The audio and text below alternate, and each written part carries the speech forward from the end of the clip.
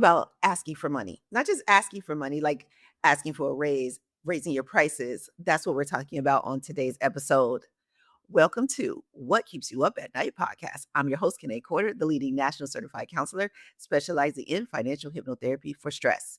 Did you know that I am building the world's largest global barber network offering mental health and money systems? Yes, it's happening right now. Today is launch day. That is not what we're talking about today. We are going to talk about this money situation, but I need you to know that today is launch day. So if you're not already subscribed to this channel, do subscribe. But not only that, subscribe to the Prosperous Barber Journal. It's going to give you more of these mental health and money system tips, tools, resources, and it's doing it for free. For free. I'm going to inform you like nobody else has. And only I have this specific information. So you got to get it here. Are you ready? Good. We're going to be talking about raising your prices, but we have to start from the beginning. And the question for you is, and you can answer this in the comments, just a simple yes or no. Are you comfortable asking for money? Yes or no? Like when you have to ask for money, and there's several different ways this can happen, right? This can be your money. You ask for your money and maybe somebody pushes back. Or maybe you're just like, oh, it's time to ask for money. You like get a little feeling and you're like, all right, that'll be $50. Is that okay? Not an old client who's been coming to you for years and years. I'm not talking about that. I'm talking about a new client when you have to tell them for the first time, how much does it cost? You mean like price? Like, or what if you have to ask for a raise? Like maybe you work where you get a paycheck and it's time for you to ask for a raise. Whether it is just, okay, you make this amount of money per year, or if you make commission, or if you make a combination. All of these, you've got to get good at asking for money. And it needs to feel good when you ask for money. And if it doesn't, then you absolutely need to subscribe because that is what we're going to work on. But you might say, oh, I could totally ask for money. There might be other things. I'm going to get around to your fear. Today, though, we're talking about asking for money. Let me make sure I touch on one thing. We need to address your money mentality. We need to address the money emotions that are going along with this money mentality. Your money mentality is basically your money personality. If you haven't taken the money mentality quiz, there's a link for that in this subscription too. Go ahead and do that. And you'll know your money personality, and your money personality is going to say how you navigate the money cycle. So those are the three things we need to talk about. The money cycle is earn, grow, protect, gift, and enjoy your money. I can't get you to grow your money if you can't even ask for it, because that means, and when I say earn, don't take that to mean you got to work hard. I know that people say you got to work hard for money, but sometimes earn is about the risk you're willing to take. Sometimes earn is just about being able to ask. Sometimes earn is just about being in the right place at the right time. Sometimes earn is about just the network. You just know the right people. So let that word earn not be what you're used to that word being. I don't mean you have to deserve it. Earn and deserve, two different words in this setting. Maybe in somewhere else, but right here in this world, this Kiné world, this self-sync world, earn and deserve, totally separate. You can earn money that you don't deserve. Oh my God, did I just give you some anxiety? Did I just trigger you? Totally. That's why you need to be part of the Prosperous Barber Network if that did trigger you. So if you don't know your money mentality, take the quiz. But I'm going to tell you that so spenders do not have a problem asking for money. They do rather you just give it to them without asking for it, but they don't have a problem. Absolutely don't have a problem. That's probably the only thing that blamers are good at when it comes to money is asking for money. Savers, they don't have a problem asking for money, but they're not really too worried about asking for money. They're more so about just really saving. That's all they can figure out. So they don't have a problem with asking for money, but they're not doing it that much. So that's their problem. Then there are enthusiasts. Enthusiasts don't really have a problem asking for money. They will ask for money.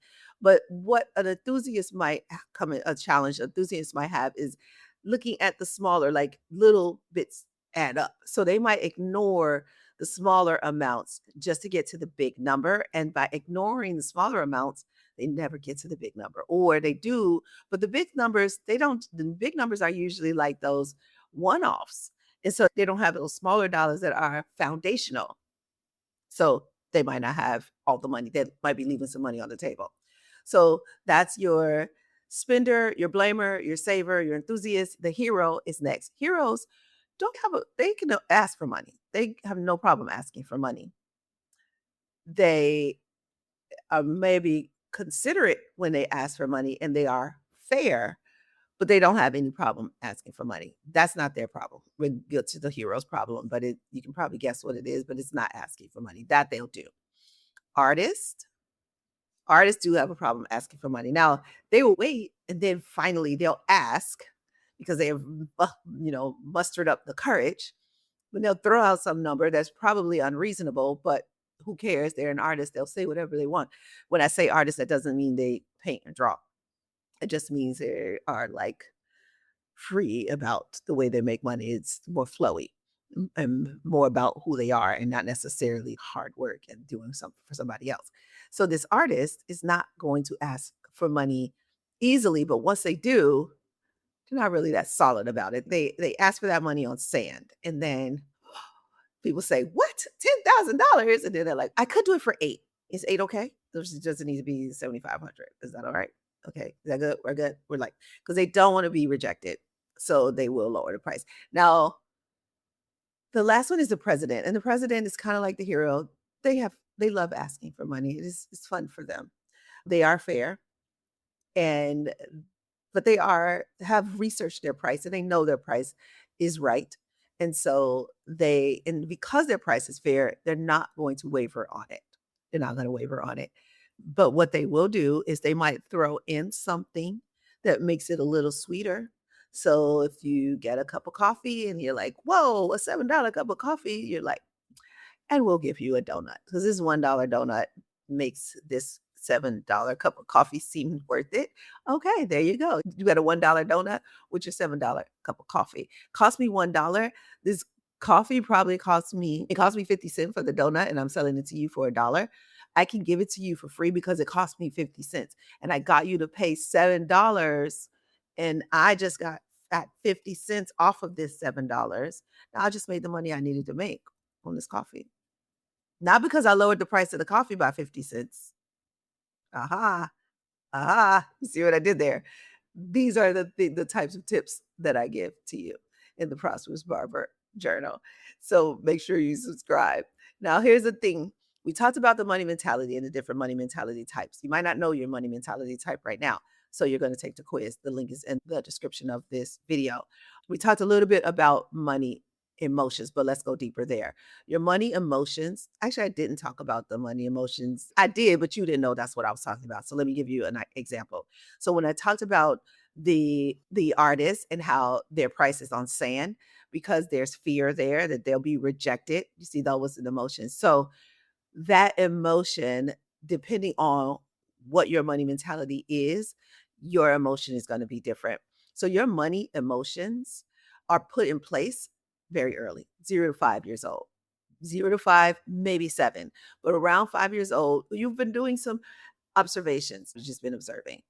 And finally, even though you made some interpretations, they're 5-year-old interpretations. So you made these interpretations and you've decided what it is, what money is, what money's not, how you get it, what is it for. I can tell you, my grandson at 5 years old, 6 years old, knew he wanted a Lamborghini. He even knew the color, a green Lamborghini. He was very specific. He says, I want to be rich. That's it. There's nothing else he wants but rich. He doesn't care what he does for a living. And I can identify with this because I was much the same way. I only said two things. People said, what do you want to be? I said, rich. They said, no, what do you want to do? And I'm like, oh, I want to make people feel better. Oh, you want to be a doctor? No, I don't want to be a doctor. I just want to make people feel better. And barbering is kind of like that. You make people feel better for a living. You make them look better. They feel better. They don't even know that you made them feel better. They think the haircut made them feel better. They don't know it was the time you took listening to them, talking to them. And that's why you should be raising your prices. The haircut is worth something, but The experience is worth something else. And they can get that other place. They can get that haircut other places. They can't get that experience without you. They need you. Now, you just don't know that you're needed. You think you're a commodity because a haircut is a commodity, but you don't sell haircuts. Okay, we have so much more to talk about. I'm just going to leave that right there because I'm going to go back to our money conversation. Now, that is our money conversation, but it's nuanced. I need to give you more and we need to go deeper. I'm going to do that in the Prosperous Barber Journal. So make sure you're subscribed.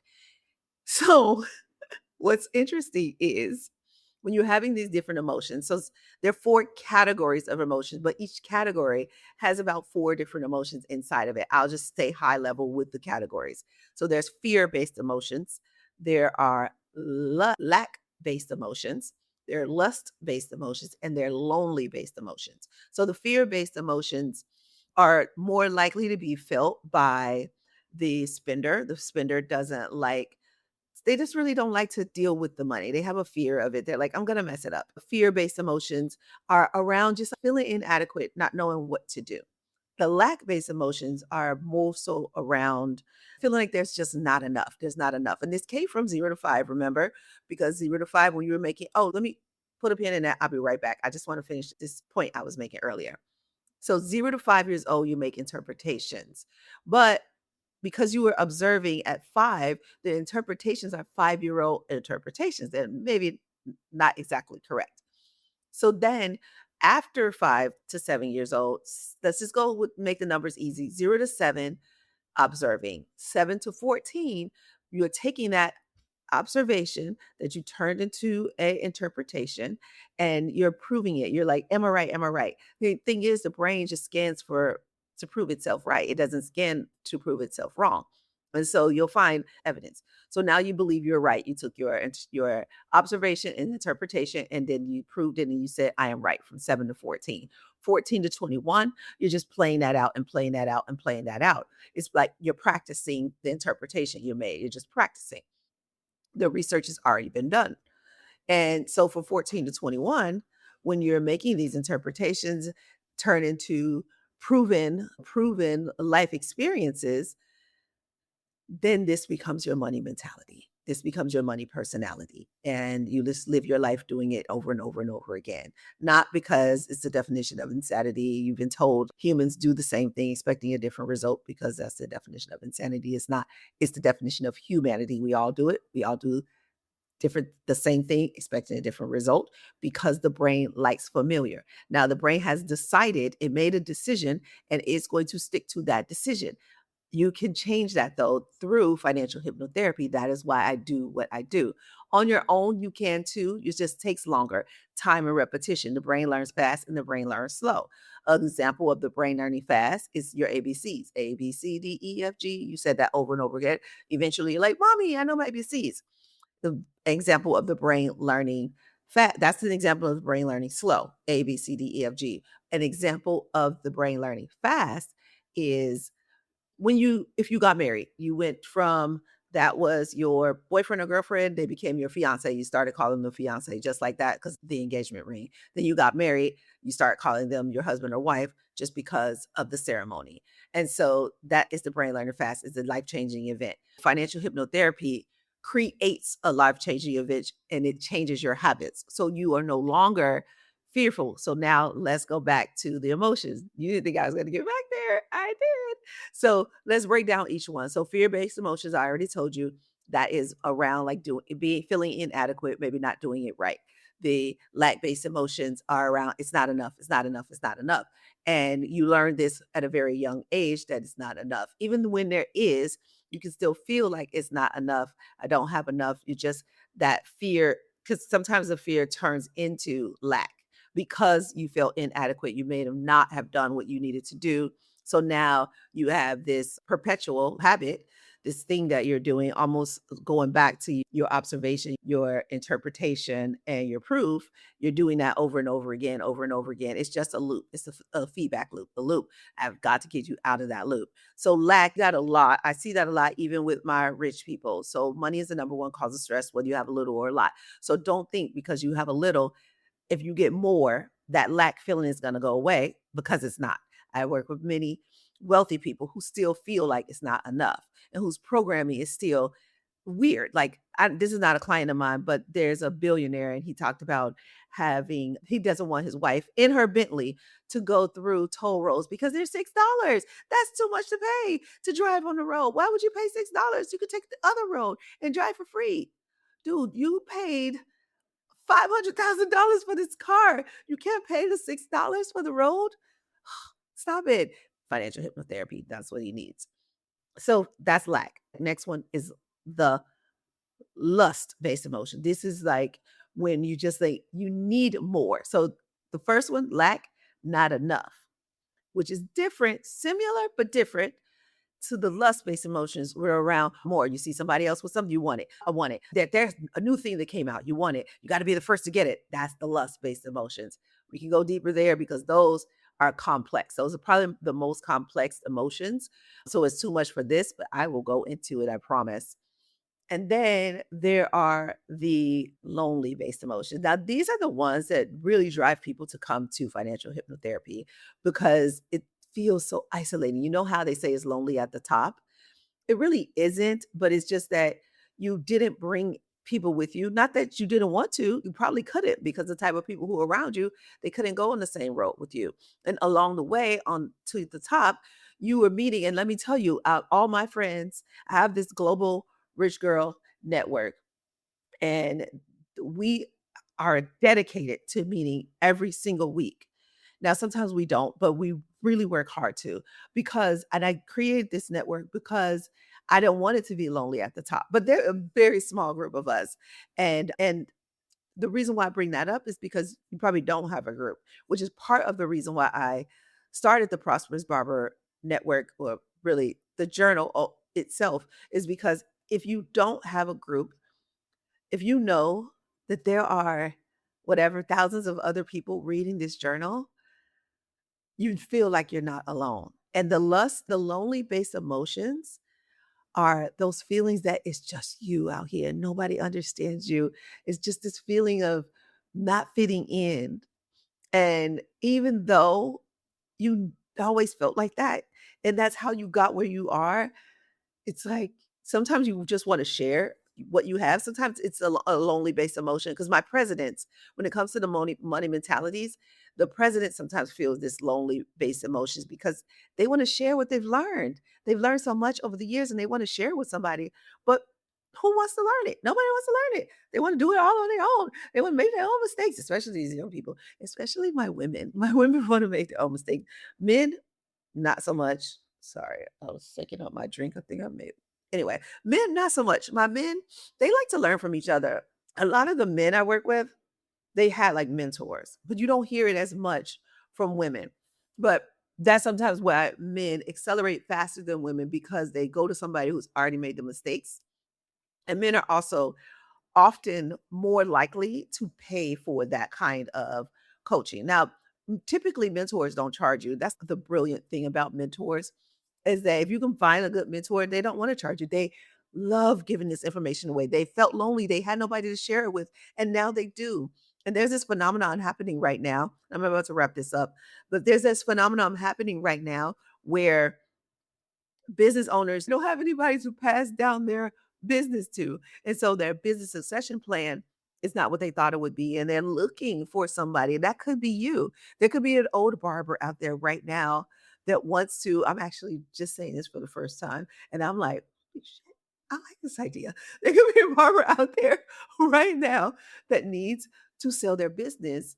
They might not have a retirement because think about it. Do you?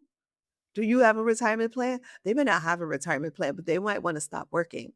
But how do they stop working? When they didn't have a retirement plan, they never saved. They never saved for retirement, which is something we're going to talk about in the Prosperous Barber Journal. This is so important, but it's not talked about enough. And when it is talked about, it's kind of what can you do? You got to enjoy life today. You got to pay the bills today. Not just pay the bills, but enjoy life. Once you pay the bill and enjoy life, there's nothing left over for retirement. So my job is to teach you how to pay the bills, enjoy life today, and save for retirement just by increasing your revenue. Not even, it doesn't even have to be like doubling it could just be an incremental amount. And that's the part that goes into retirement. I'm going to show you how to do that. And I'm just looking at my notes to see if there's anything else that I needed to talk to you about. I think that's all. I think we did it. We talked about the money emotions. We talked a little bit about the money cycle: earn, grow, protect, gift, and enjoy. All of that we'll talk about in the Prosperous Barber Journal. The earn part, I'm going to talk about the most right now, but I've got to get to grow. Grow is super important. This is where the retirement falls in. Protect, just as important as the grow. So everybody thinks the earn is the most important part. But let me tell you, my savers, when you take the money mentality quiz, you'll see if you're a saver. My savers, they don't always make the most money. They're just really good at growing and protecting it. Now, they're better at protecting it than they are at growing it, because when I say grow, this is where you take a little risk, not necessarily high risk, but just some risk. When I say protect, this is where you become more conservative, but also where you have a team in place to help to make sure that your money is doing what it needs to be doing. So if you don't have an accountant, if you're doing your own taxes, or if you're not paying taxes at all, we definitely need to talk. And some of you are like, of course I'm paying taxes, Kiné, but what if you're paying more than your fair share of taxes because you're doing it yourself? So we want to make sure you have an accountant. And this is whether you own the barbershop or not. Even as a practitioner in a barbershop, you don't necessarily have to own your own shop. And that is across the board for any business owner listening to this, especially when you're a solopreneur. Sometimes you just want to be lazy and let the money come into your bank account and then just send it to you. We're not doing that. As you can see, we have a lot to talk about. And that is why I started the Prosperous Barber Journal. And I'm going to close this by saying, subscribe to this YouTube channel. Subscribe to the Prosperous Barber Journal. The link is in the description. It's super important if you want to keep continuing to learn things like this, then you need to subscribe to the Prosperous Barber Journal. As you can see, I'm a bit silly. I take very heavy conversations like mental health and money and make them fun, because you've got to talk about them. And if you're not, which you are, you just don't know that you are, your clients are sitting in your chair, they're having money conversations with you, they're having mental health conversations with you. You may not be equipped. You don't have to feel inadequate. You can feel supported. I will support you, and I will give you what you need to support your clients. That is what we do together. I will see you sooner. Love you muchly.